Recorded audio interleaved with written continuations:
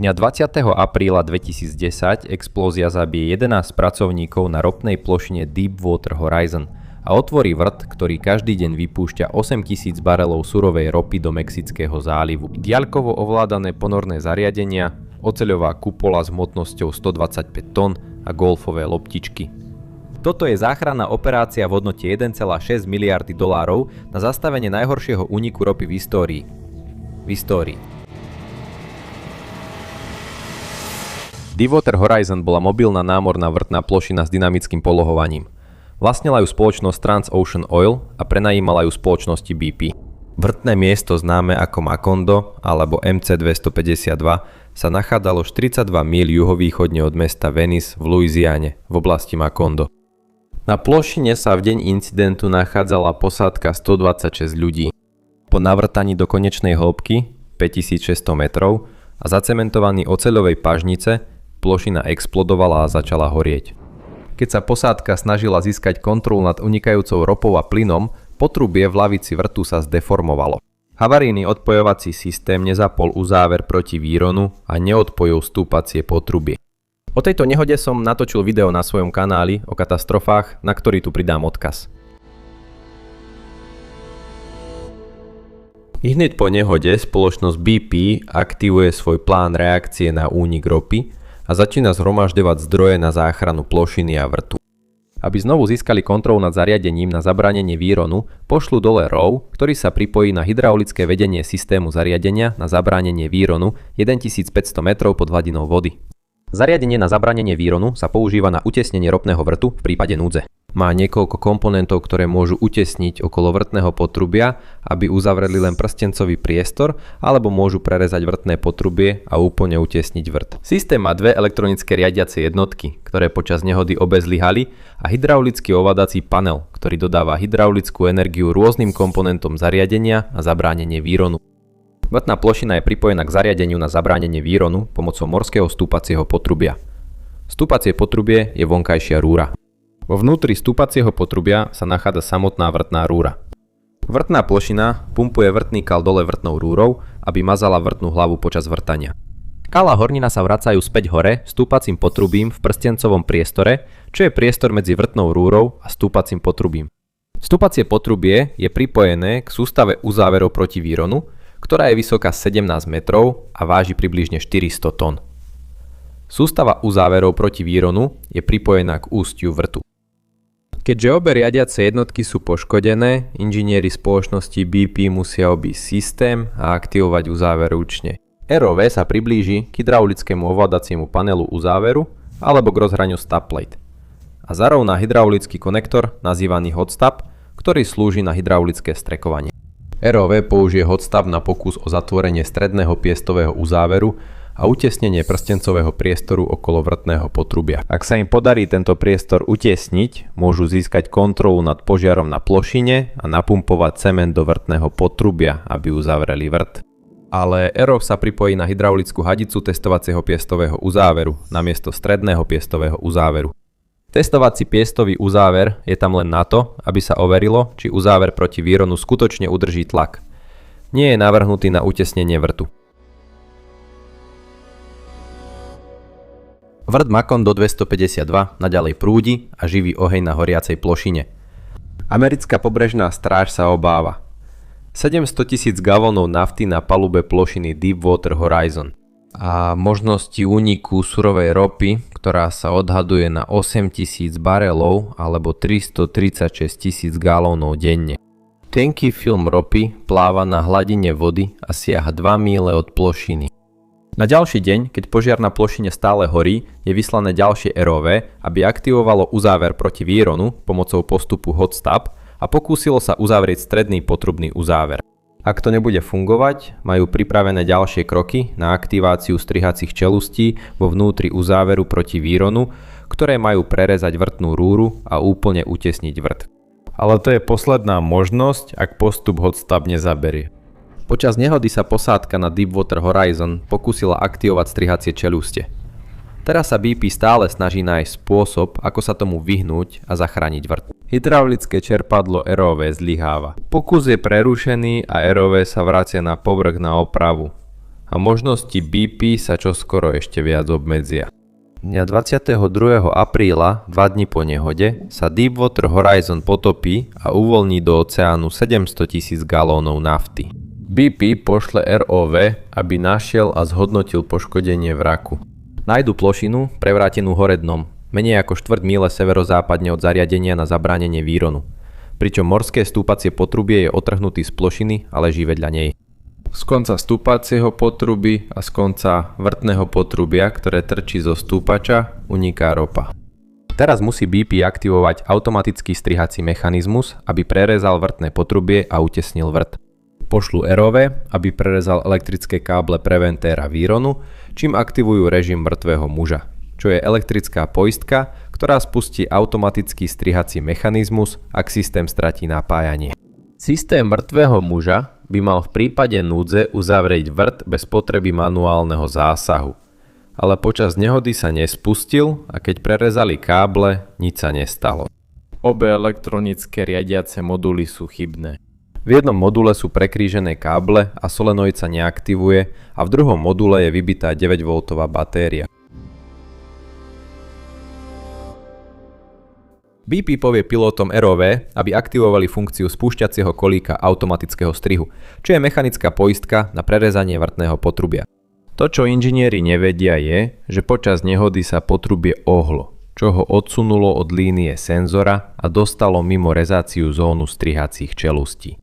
Spúšťací kolík automatického strihu funguje a nože strihacích čelustí sa zatvoria, ale namiesto čistého rezu sa potrubie len zdeformuje a ropa naďalej prúdi. Záchranný tím použije ROV na ďalší pokus o hydraulické napojenie, ale po viacerých pokusoch a narastajúcich poškodeniach hydrauliky už nie je dostatočný tlak na úplné zatvorenie čelustie. Pokúsia sa znova spustiť funkciu spúšťacieho kolíka, ale ten narazí na hrubší spoj vrtného potrubia namiesto tenšieho tela potrubia. 4 pokusy zlyhajú a vrt naďalej vypúšťa ropu do oceánu. BP musí nájsť iný spôsob, ako zastaviť únik. Národná agentúra pre oceán a atmosféru má nástroj na modelovanie správania ropy na mori. Odhadujú, že 35% ropy sa odparí. 10 až 15% sa zriedi a zvyšných 50% vytvorí emúziu s morskou vodou, ktorú je možné zachytiť a odčerpať. Do 23. apríla vytvorila ropná škvrna na hladine pás široký 1 míľu a dlhý 5 míľ. 32 lodí a 5 lietadiel je nasadených na rozptýlenie disperzantov a nasadenie zberačov na vyčistenie škvrny. Po 3 dňoch pátrania na ploche 5000 štvorcových míľ po preživších, americká pobrežná stráž ukončuje pátranie po 11 nezvestných členoch posádky Deepwater Horizon. BP teraz vymenúva 2 tímy na zastavenie úniku. Jeden tím bude vrtať odľahčovací vrt a druhý tím bude pracovať na uzavretí vrtu. Odľahčovacia studňa je druhý vrt vyvrtaný pod uhlom do základne pôvodnej studne, ktorý umožní záchrannému tímu napumpovať do pôvodnej studne ťažké vrtacie bahno, nazývané killmat, a cement a trvalo ju utesniť. Ale nemôžu utesniť základňu studne, kým sa nezastaví voľný prietok. Najprv je potrebné studňu uzavrieť. Aby mohli studňu uzavrieť, druhý tím musí postaviť uzatváraciu zostavu, ale to si vyžaduje čas. A preto najprv potrebujú spôsob, ako zvládnuť voľne prúdiacu ropu a plyn. Dňa 25. apríla sa opäť pokúšajú aktivovať stredový uzáver preventéra výronu pomocou hydraulického konektora ROV a prenosného podmorského akumulátora. Akumulátor uchováva stlačenú hydraulickú kvapalinu v akumulátoroch, ktoré možno uvoľniť na dodanie dodatočného hydraulického tlaku potrebného na aktiváciu strihacích uzáverov. Ale inžinieri BP nevedia, že potrubie sa ohlo, a tak všetky ich pokusy končia neúspechom. Dňa 29. apríla dosiahne únik pobrežie Louisiany a rozprestiera sa v oblasti širokej 600 míľ. Guvernér vyhlásuje stav núdze a v priebehu niekoľkých dní je nasadených takmer 100 míľ záchytných bariér na ropu. Aby sa minimalizoval vplyv úniku, spoločnosť BP vstrekuje chemické disperzanty pod vodou priamo pri zdroji úniku, keď ropa vyteká z potrubia. Disperzanty sa zvyčajne používajú na hladine, aby rozbili ropu na malé kvapky, ktoré klesnú na morské dno mimo dohľadu a mimo mysle. Počul som viacero neoficiálnych správ o chemických popáleninách a rakovine spájaných s disperzantmi, od dobrovoľníkov, ktorí pracovali na čistení pláží. Neviem presný dopad chemických disperzantov na podmorskú ekológiu, ale neviem si predstaviť, že by bolo dobré pumpovať do oceánu ešte viac chemikálií.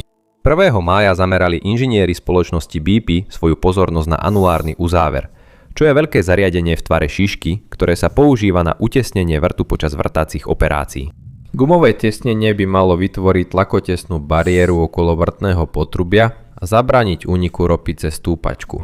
Ale nesprávne zarovnané potrubie vo vrte bráni anulárnemu uzáveru utesniť vrt. Dňa 2. mája začína development driller, 3,5-ponorná vrtná plošina pre ultrahlboké vody. Vrtať prvý odľahčovací vrt menej ako pol míle od MC252. Odľahčovací vrt je spoľahlivý spôsob, ako zastaviť výron ropy v prípade, že únik nemožno zastaviť inak, ale jeho úspešné prevedenie si vyžaduje čas a presnosť. Dňa 7. mája je do vody spustená záchytná kupola alebo kesón s hmotnosťou 125 tón. Bude umiestnená nad najväčším únikom na konci morského stúpacieho potrubia. Táto komora je oceľová konštrukcia vysoká približne 12 metrov. Je široká 7 metrov a hlboká 4 metre. Navrhnutá tak, aby zachytávala unikajúcu ropu z konca potrubia ako obrátený lievik. Rúra na vrchu lievika bude viesť ropu do zberného plavidla na hladine. Keď sa kesón spúšťa na morské dno, vo vnútri kupoly sa začínajú tvoriť kryštály hydrátov. Metánový plyn, stúpajúci zo vrtu, sa zmieša so studenou morskou vodou a vytvára kryštály podobné ľadu, ktoré upchávajú kupolu, bránia prúdeniu a spôsobujú, že kupola má kladný stlak. Kupola, naplnená zachyteným plynom a ropou, vystúpi smerom k povrchovým plavidlám, čím ich vystavuje riziku zrážky. Námorníci a inžinieri dokážu získať kontrolu a presunúť kesón preč skôr, než spôsobí akejkoľvek škody. Odložia ju bokom na morské dno, ďalej od unikajúceho vrtu. Kesón nie je úplným zlyhaním. Zistia, že budúce návrhy musia obsahovať vstrekovanie metanolu do kupoly, aby sa zabránilo tvorbe hydrátových kryštálov. Inžinieri BP prechádzajú k svojmu ďalšiemu nápadu. Nástroj na zavedenie rúrky do stúpacieho potrubia bude fungovať ako slámka zasunutá do poškodeného potrubia, aby vysával ropu z potrubia.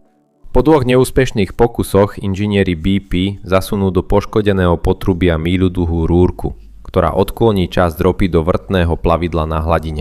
Rúrka očerpáva približne 2000 barelov denne, čo je zhruba štvrtina z 8000 barelov, ktoré unikajú do oceánu. Ropa a plyn sú presmerované na hladinu na spracovanie alebo spaľovanie, kde ich spália. Ale toto je len krátkodobé opatrenie na minimalizáciu množstva ropy, ktorá uniká do oceánu. Na druhý deň začína ropná plošina Development Drill 2 vrtať druhý odľahčovací vrt. Keďže vložená rúrka do stúpacieho potrubia poskytuje určitú úľavu, BP začína pracovať na pláne Top Kill, ktorým chcú napumpovať ťažké bahno cez uzáver proti výronu a do vrtu s dostatočnou silou na zastavenie prúdenia ropy. Obávajú sa však, že tlak vo vrte vytlačí bahno späť von a preto potrebujú spôsob, ako ho spomaliť a zablokovať. Inžinieri pripravujú to, čo nazývajú junk shot. Rád by som bol na stretnutí, kde sa snažia vysvetliť junk shot predstavenstvu. Pripoja rozdeľovač na junk shot priamo k vstupom na boku zariadenia na zabránenie výronu pomocou flexibilných hadíc nazývaných prepojovacie vedenia.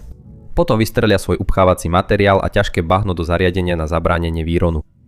Junk shot je naplnený roztrhaným lanom, kúskami gumy, guľovými tesneniami, úlomkami pneumatík, golfovými loptičkami a kameňmi.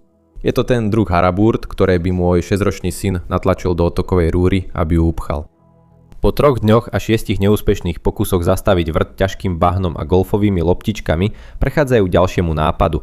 Systému zachytávania s klobúkovým uzáverom spodného paketu morského stúpača.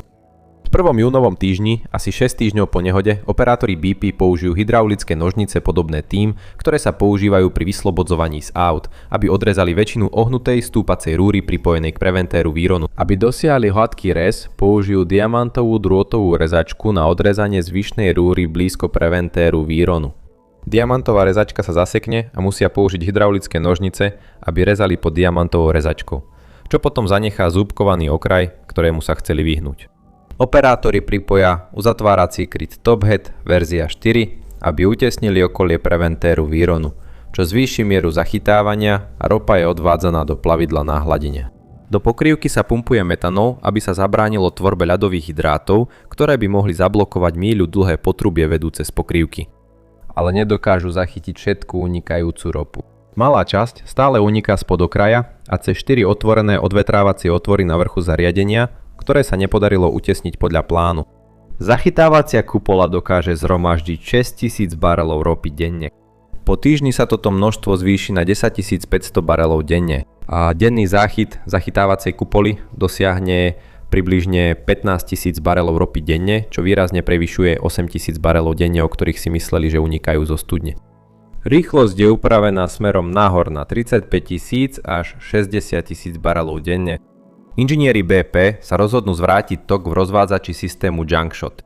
Namiesto streknutia bahna a golfových loptičiek použijú ten istý systém na odčerpanie ďalších 10 000 barelov denne. Ale vrtná loď, ktorá obsluhuje rozvádzať systému Junkshot, nemá žiadnu skladovaciu kapacitu, takže musia ropu a plyn spaľovať. Až do tohto bodu tým zavádzal krátkodobé opatrenia na zachytávanie ropy a to sa čoskoro zmení.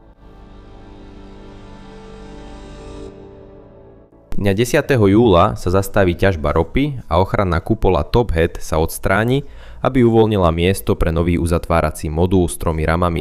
Tento nový uzáver je ako preventer výronu, ktorý je naskladaný na pôvodný preventer výronu. Má funkčné hydraulické piesty, ktoré môžu utiesniť okolo vrtu alebo pripojiť stúpačku na odvod ropy na povrch. Kým vymieňajú horný kryt za tretiu uzatváraciu zostavu, ropa 48 hodín vyteká do zálivu. Táto zostava by však mala umožniť operátorom znovu získať kontrolu. Dňa 12. júla je nová 40-tonová trojpiestová uzatváracia zostava utiesnená na pôvodnom preventéri výronu. Ďalším krokom je otestovať integritu vrtu. Takmer okamžite zistia únik. Trvá ďalšie 3 dni, kým vymenia časť, ktorá preteká a test sa začína odznova. Dňa 15. júla, po takmer 3 mesiacoch, spoločnosť BP oznámila, že nová uzatváracia zostava po prvýkrát od nehody zastavila únik ropy. Uzavretie vrtu na povrchu prináša krátkodobú úľavu, ale uzáver na povrchu predstavuje jediné miesto možného zlyhania. BP musí vrt utiesniť, aby odolal tlaku z ložiska.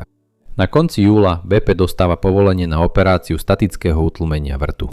Statické utlmenie vrtu vytlačí ropu a plyn späť do ložiska a vyrovná tlak vo vrte.